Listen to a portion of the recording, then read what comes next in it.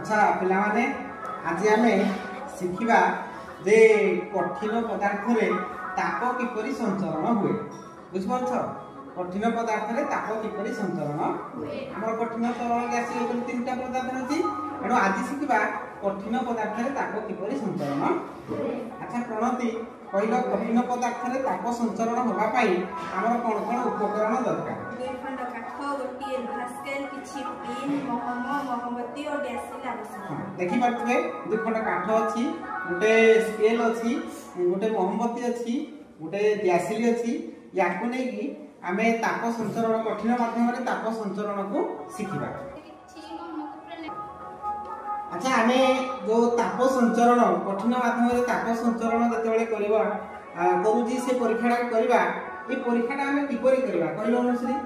प्रथमे गोटे भास्केल को मोहम द्वारा प्रलेप करा दिबा से मोहम ऊपर किछि पिन को लगे दे दिबा भास्केल को मोमबत्ती द्वारा उत्तप्त करा दिबा। आपण मान देखि परथबे वर्तमान दुटा काठ अछि काठ एडा हमर गोटे स्केल लोहा स्केल रे सब पिन गुडी को मोहम साहाय्य रे लगे देछि।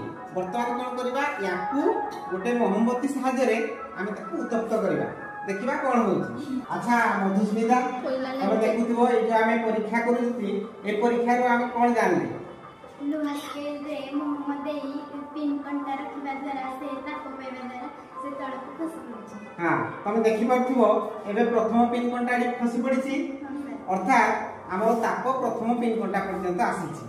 या पर आमे देखिबा किछि समय परे हमर द्वितीय पिन कंटाडी खसी पड़िबो तामे जानिले जे ताप द्वितीय पिन कंटा पर्यंत पहुंचिला तापर धीरे धीरे तृतीय पिन कंटा भी पड़िबो एनु तृतीय पिन कंटा पड़िले आमे जानिबा ताप तृतीय पिन कंटा पर्यंत पहुंचिला।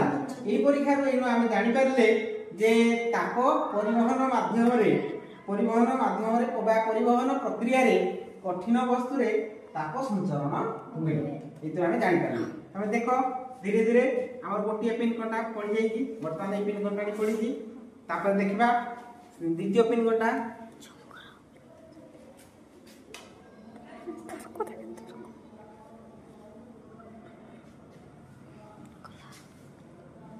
पहिला नै उठे